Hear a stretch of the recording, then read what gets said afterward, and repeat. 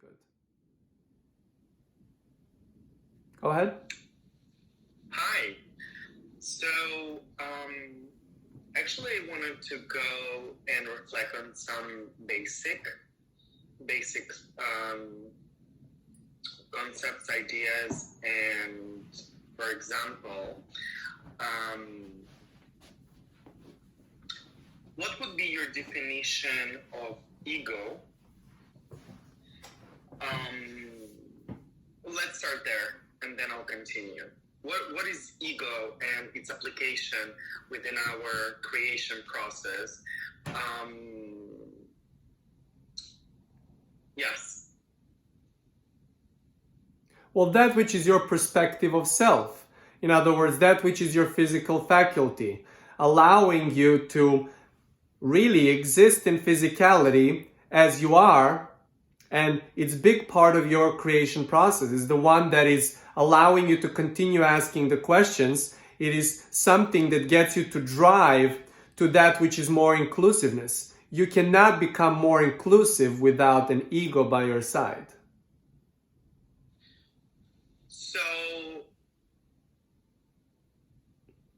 So the ego, it is necessary, and it's part of our creation process. Well, for you not to have that which you call ego would mean to not have any identity. And we say that when you emphasize one of the identities, that which is your ego can be exaggerated, be in a way. But when you allow yourself to see all of the identities as part of you, well, then you can experience the oneness, or what many call wholeness, from that wider perspective. But your ego is getting you there too. Your ego is allowing you to ask the right questions so you can see more of that which is inclusion within you. So it is not something that is evil within you. It is not something that is standing in the way. It is something for you to understand. You can look at that also as a physical faculty. You can equally put it along the lines of mind, body, thought, and the emotion. It does not matter how you name it and what you name the physical faculty is something that's within you. For as that ego separates, the ego puts you within the perimeter of self. But that unique perspective allows you to experience oneness through that and actually broadcast that which is oneness through it. So it's a very important part of you, but not the only part of you. And for sure, not the one to be overly exaggerated, but also not the one to be fully diminished. So we would not exist physically without our ego. And I'm asking because I had this conversation even with Kosta and, with several friends, and reflecting on this. And then I cannot describe exactly the reflection that I've got from a specific friend because it was too convoluted for me to perceive what this person was reflecting back to me. But this person also was mentioning suffering, and that we suffer because of our ego. So you can suffer because of your ego when it's overly exaggerated, yes. So then suffering and pain and all these negative emotions or experiences. Well, let's define this, that the suffering is that which is the emotion. The pain is a physical thing.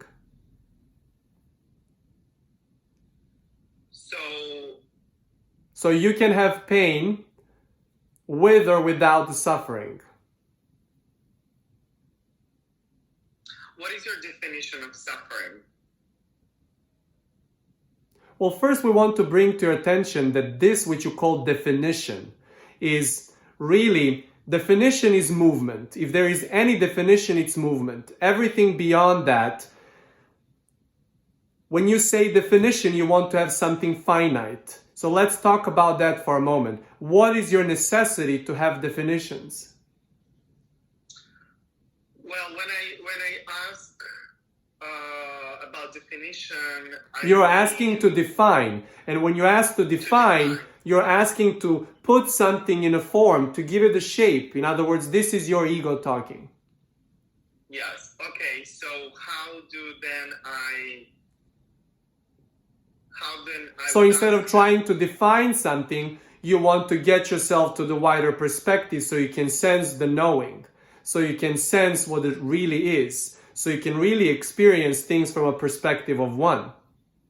When you try to define, you're formulating the questions equally valuable. But we understand the sentiment. This is why we're making this distinction with you. You say that you want to define, but you actually do not want to define. You want to experience it from a perspective of one, and you cannot define from a perspective of one. You can just, from the perspective of one, experience through physicality, and defining brings you to experience more of that in a wider everything that exists perspective that reconfigures with every time you define something.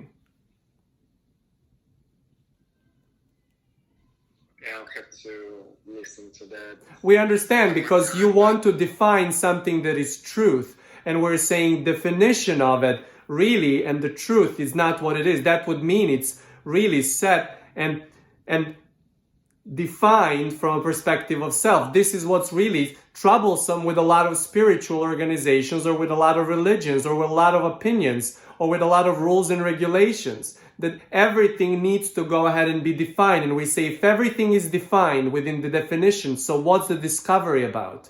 If everything is defined and known ahead of time, then what is the discovery about?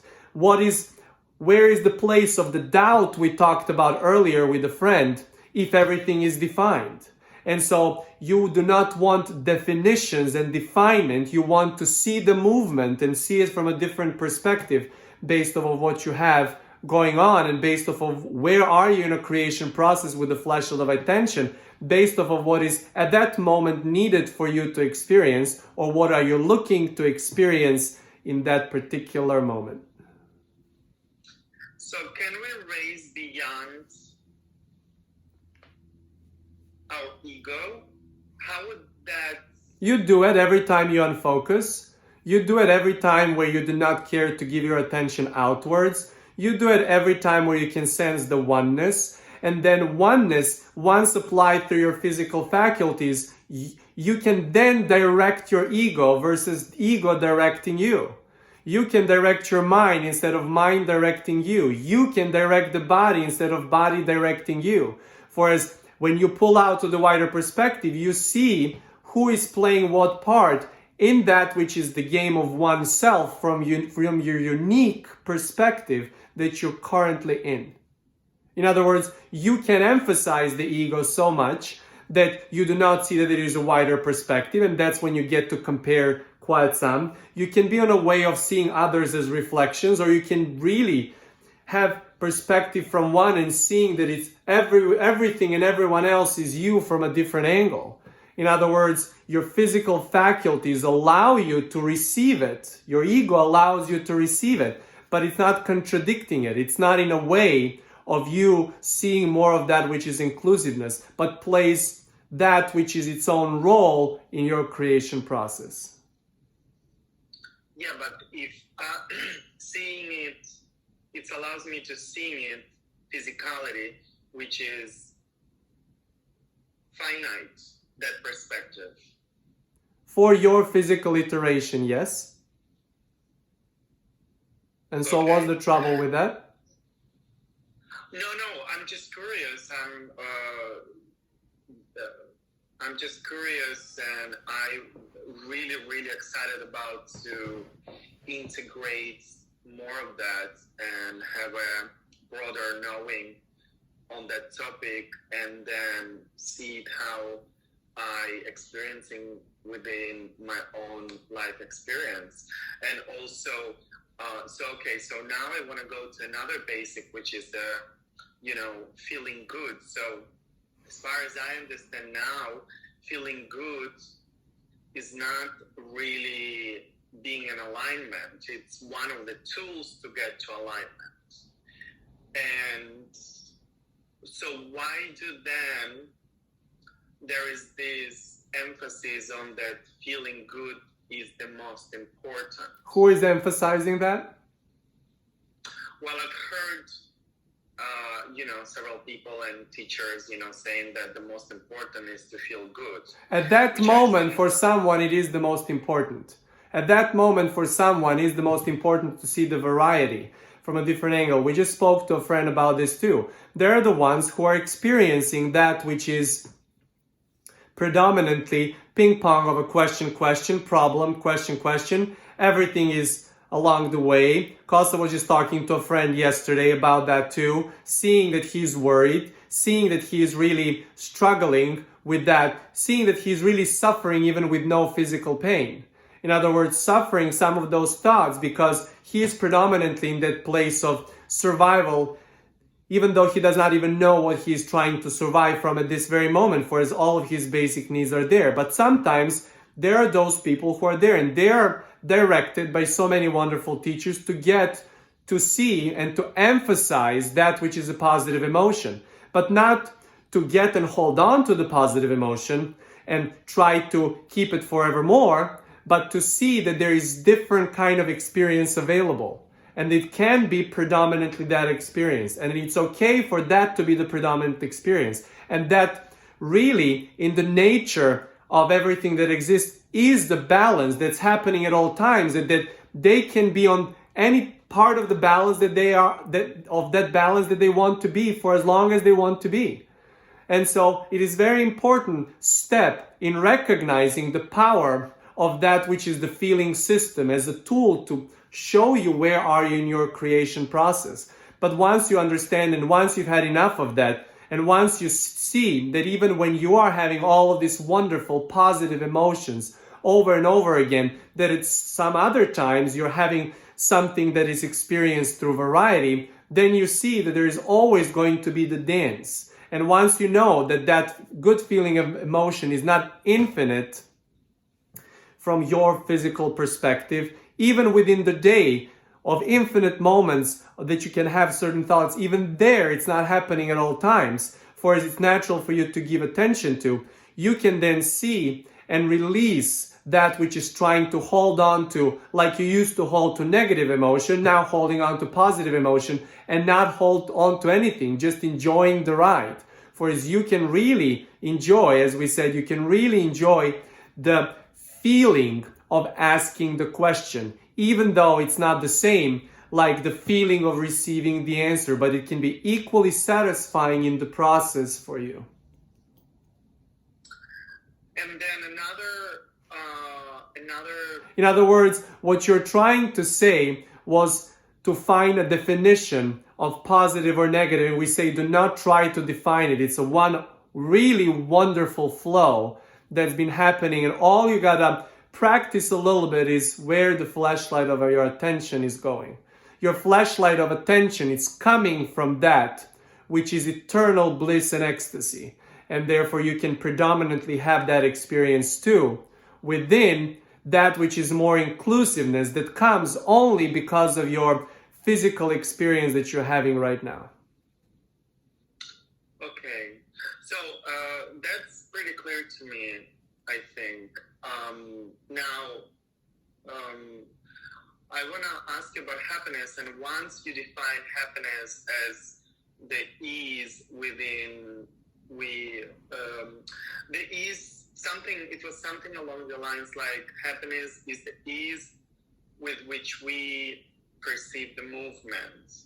And yesterday I read a quote from another teacher that was saying something like, if you want to manifest your desires, just get happy. And this last part about just get happy, I was thinking two things. First of all, how do people that are feeling the opposite of happy can just get happy? And then it seems that then happiness is some kind of like emotion, and I'm perceiving that happiness is just who we are. I don't know. It's like when you're trying to get happy, you're looking at happiness as destination. When you just The only tweak we will make to that will be just be happy. In other words, just simply be. And you can only be when you're accepting everything that happens within your creation process. When you're ready to simply be, you're not making differences between the likes and dislikes so much.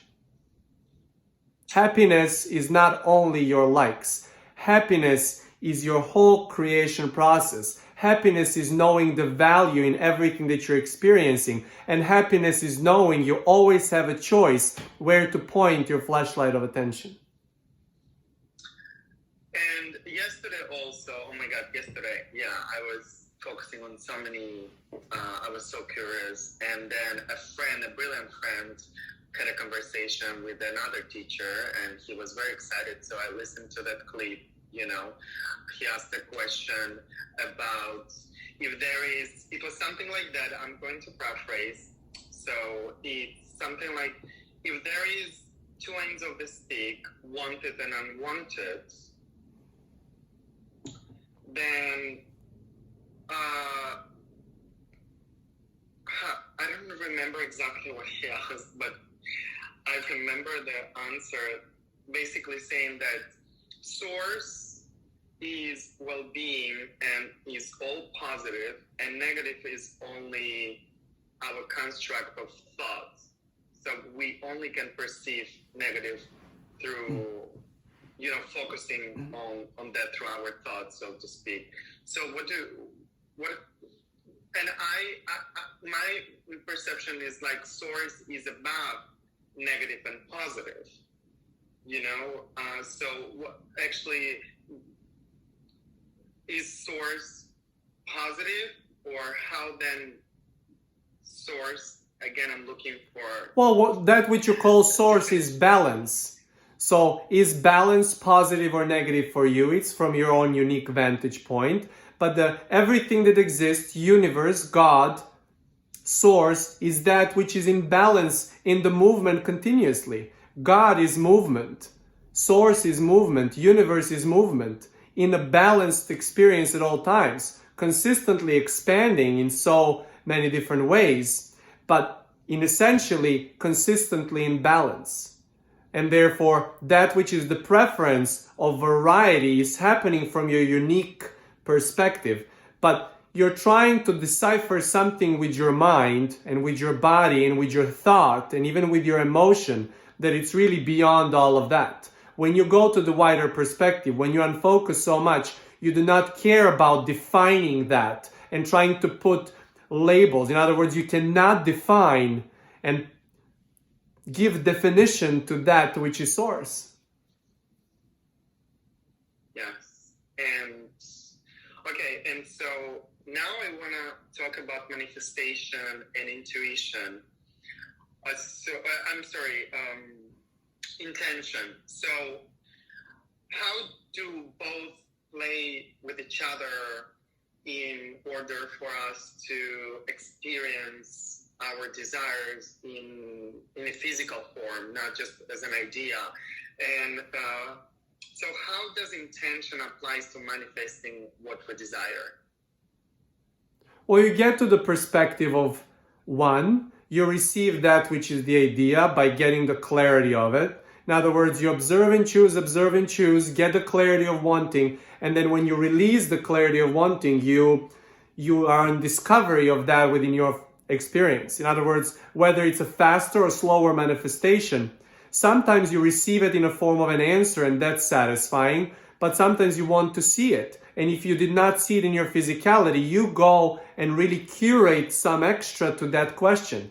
If you have had an idea that you received or clarity of the wanting and then tip the point towards the answer, you would receive it in the physical form. You will receive it in a physical form so easily if you did not give it too much attention. But if it's an important thing to you, or if you did not clarify it sufficiently enough, you continue asking the questions, and therefore that which is your intention continues sharpening up or making more specific or making more vivid the question. The moment that the question is so vividly clear to you, the moment you receive such a clear clarity of that question, then the manifestation happens rather quickly.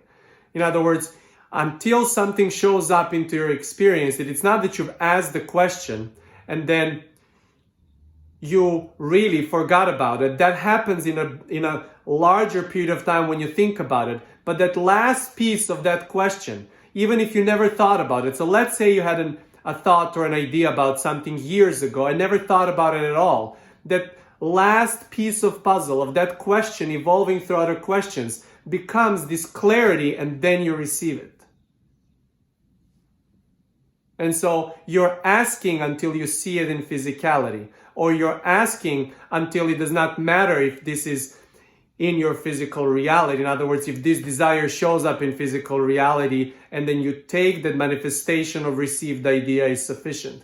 But it always happens once the question is fully formulated. Whereas when you get the clarity of the question, answer is there too. And so when you're ready to see it in physicality, it happens with such precision time that last piece of the question is clarified and therefore ready to be experienced in your physicality. So remind me again, clarity.